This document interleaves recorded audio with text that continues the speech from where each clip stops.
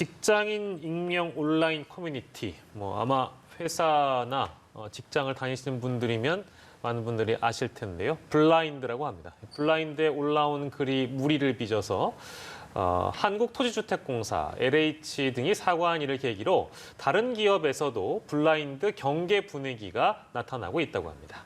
네, 경찰이 블라인드 앱 운영사인 팀 블라인드를 압수수색하려고 했지만 결국 불발에 그치고 말았는데요. 두 분과 함께 도대체 블라인드가 어떤 시스템이어서 수사에 어려움이 있는 건지 자세한 이야기 나눠보겠습니다. 김민아 시사평론가 계속해서 함께하시고요. 손수호 변호사 오셨습니다. 어서 오십시오. 네, 블라인드 얘기를 먼저 해보도록 하겠습니다. 이게 이제 그 익명 커뮤니티, 익명 어플리케이션으로 되어 있기 때문에 보통 여기다가 이제 글을 올리면 누가 올렸는지 회사 내에서도 파악하기가 힘들고 물론 이거를 같이 보는 다른 사용자들도 파악하기가 힘든데 이 LH 건 때문에 지금 여기에 가입하신 분들이 탈퇴하는 조짐까지 보이고 있다면서요. 그렇습니다. 이 블라인드 앱이 이런 구조잖아요. 그 회사 직원들이 익명으로 자기 회사의 이야기, 또 자기가 회사에서 겪은 이야기들을 이제 서로 공유하면서 또 서로 위로를 주고받는 그런 기능을 하는 건데 성격상 익명성이 기본 전제입니다. 익명성이 보장되지 않으면 자기 속마음, 또 자기가 회사에서 겪은 이런 또 민감한 이야기들을 온라인상에 내놓을 수가 없겠죠. 따라서 이 회사에서도 익명성을 항상 강조해 왔는데 그런데 지금 수사가 진행이 되고 있고 게다가 영장이 발부됐고 따라서 이 서버 등에 대한 압수수색 영장이 집행되는 중이거든요. 따라서 이거 회사에서는 기업에서는 앱 운영하는 회사에서는 이거 익명성 보장된다고 말을 했지만 혹시라도 이거 수사기관이 다 자료 확보할 수 있는 거 아닌가. 만약 그렇다면 그동안 적어놓은 글들도 이거 좀 불안할 수 있습니다. 그래서 그동안 작성했던 글을 지우고 또 회원 가입했던 사람들이 탈퇴한다는 그런 분위기가 있다는 보도도 있거든요. 또 다른 각도에서 보자면 기업 입장에서도 좀 불안합니다. 왜냐하면 아니 이거 우리 회사 내용 실제와 다른 내용들이 이 사이트에서 공유되고 또 그로 인해서 불이익을 보고 있다면 이거 우리 회사 차원에서 이걸 좀 규제하자. 따라서 여기에 가입을 하기 위해서는 그 회사 직원인 게 확실해야 되잖아요. 그래서 운영사 입장에서 확인하는 방법이 이 회사 이메일 계정으로 이메일을 발송하고 또 그걸 통해서 확인을 합니다. 그래서 이 기업들이 이 블라인드 회사와의 어떤 그 이메일 이걸 아예 차단시키면 새로운 가입을 막을 수 있지 않겠느냐 이런 생각을 또 하고 있다는 보도도 있거든요. 참 이번 그 LH 사태가 뜻하지 않은 이런 국면으로 또 전개되는 것 같습니다. 이 블라인드라는 앱이 뉴스에 좀 자주 보도되기 시작한 게 한 2014년 대한항공 땅콩해양 사건부터인데 그간에서 뉴스에 보도된 바로는 일단 이 장이 하나의 고발의 장이 되기 시작하면서 긍정적인 역할을 했다고 해야 할까요? 그런 역할을 해왔는데 이번에는 국민들을 상대로 조롱글을 올려서 좀 문제가 된 것 같아요. 일단 그동안 블라인드에서 어떤 논란들이 있었는지 짚어주시죠. 그렇죠. 일종의 양날의 검이다 이렇게 볼 수가 있겠는데요. 아무래도 지금 쭉 설명해 주신 것처럼 내부에서 익명성이 좀 보장되는 형태로 폐쇄적인 커뮤니티 안에서 이제 속마음을 막 드러내는 이런 거다 보니까 기업 내부에 여러 가지 부적절한 일이라든가 여러 가지 불합리한 일 이런 것들을 고발하는 장이 되기도 하지만 또 그 기업이 가지고 있는 어떤 부적절한 관행에 또 편승해서 그러한 생각들을 가감없이 드러내는 이런 장도 되고 있어서 여러모로 논란이 되고 있습니다. 지금 말씀하신 대로 처음에 이제 블라인드 앱에 올라온 글이 논란이 돼서 사회적으로 공분을 일으켰던 것은 이 조현아 대한항공 전 부사장이 이른바 이제 땅콩해양 사건 때 당시에 이제 그 견과류를 이제 열지 않고 줬다 이런 이유로 이제 좀 일종의 갑질을 했다 이런 이제 어떤 고발 이런 것들이 블라인드 앱에 올라오면서 이게 이제 보도가 되고 그게 이제 사회적인 이제 현상이 되고 이런 과정이 있었던 그런 사례가 있고요.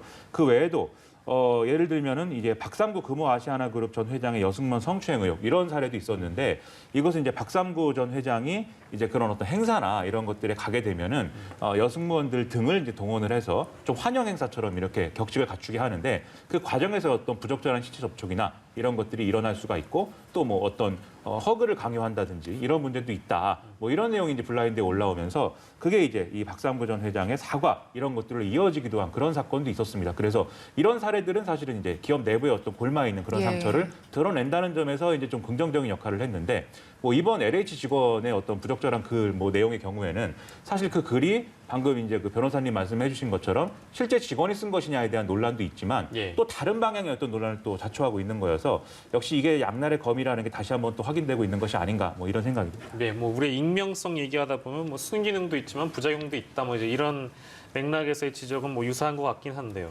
그리고 이제 짚어봐야 될 내용이 이거 그 아까 압수수색 영장 집행 중이라고 아까 이제 손수호 변호사께서 말씀 주셨는데 여기 블라인드 그 운영사 압수수색이 쉽지 않았다면서요. 좀 제대로 이루어지지 않고 있다고 들었습니다. 네. 이유가 뭡니까? 일종의 해프닝일 수도 있는데 네네. 일단 고발이 이루어졌고요. 예. 또 경찰이 영장을 신청했고 검사가 법원에 청구했고 법원이 판단해서 이거는 압수수색 해야 된다라고 네. 보아서 영장을 발부했고 예. 또 경찰이 그 발부된 영장을 가지고 정말 압수수색을 하러 나선 겁니다. 네. 집행을 시도한 거죠.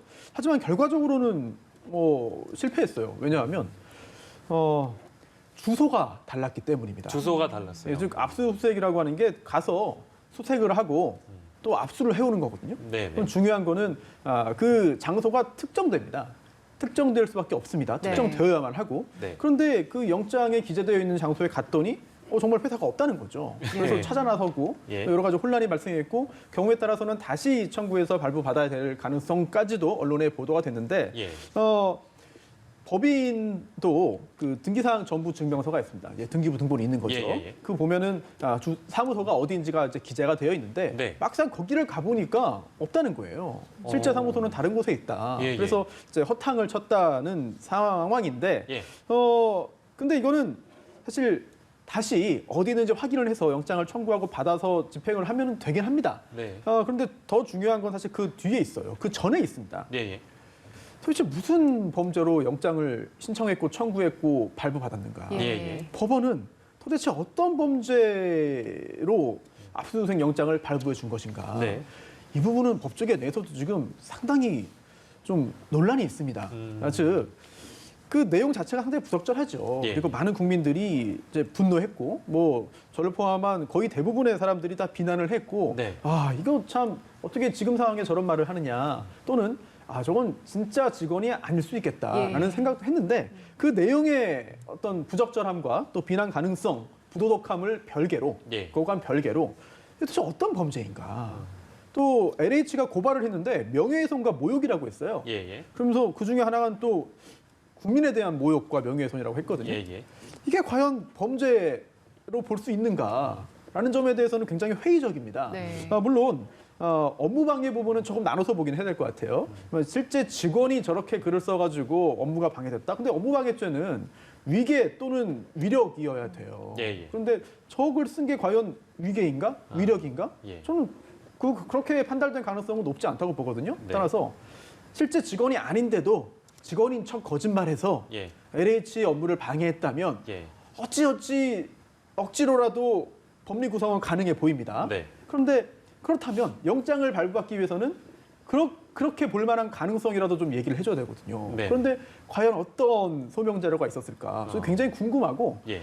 실제로 이 압수수색을 어떻게 진행하는지 여부보다도 법조계에서는 그 이전에 예. 어떻게 영장을 발부받았을까? 예. 이 부분에 대한 궁금증이 현재는 더 많은 것 같습니다. 그러면 그 이제 단도직입적으로 질문드리면 그 이 글로부터 시작이 됐잖아요. 네. 어떤 사람으로 LH 직원으로 추정되는 네. 어떤 분이 올리신 이 글로 이 사태가 촉발이 된 건데 이 작성자를 찾아내기가 어렵다고 보십니까? 어려울 거라고 보십니까? 어려울 수도 있습니다. 예. 하지만 일단 그 블라인드 앱을 운영하는 또 앱을 또 만들고 운영하는 회사 입장에서는 뭐 정보가 전혀 없다는 거잖아요. 예. 우리는 IP 정보 비롯해 가지고 아무것도 기록이 안 된다, 저장이 안 된다. 그러니 우린 줄 자료도 없다. 와서 가져가 봐라라고 네. 하는 건데 뭐 그 말이 맞다면 압수수색을 집행한다 하더라도 작성자를 확인하기 쉽지 않을 수 있습니다. 하지만 통로가 양쪽이 있을 수도 있어요. 왜냐하면 이 블라인드 앱에 회원으로 가입할 때 실제 재직 중인 직원인지를 확인하는 방식이 예. 그 그 회사에 재직하고 있는 그런 회사 계정 이메일 예, 계정으로 확인 이메일이 발송되고 또 그걸 통해서 인증한 다음에 글을 쓸 수 있는 거잖아요. 네. 그렇다면 그 이메일의 정보는 이 블라인드 운영사에 저장되는 것이 아니라 거기에 저장이 안 된다 하더라도 네. LH 서버에 남아 있지 않겠느냐. 그렇다면 그걸 통해서 확인하는 방법은 없겠는가라는 개인적인 생각은 듭니다만 제가 IT 관련된 전문가는 아니기 때문에 예. 기초적인 그런 단순한 의문 정도로 남을 것 같고요. 예.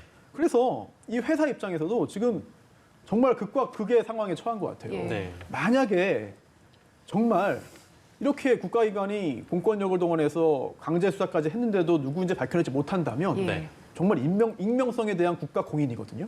그렇다면 앞으로도 더 활발하게 이용될 수도 있고 예. 또 반대로 누군지 찾아냈다면 예. 더 이상의 영업이 쉽지 않을 상황으로도 좀 전개되지 않을까 예. 싶습니다. 알겠습니다. 네. 앞으로의 뭐 전망까지 해봤고요.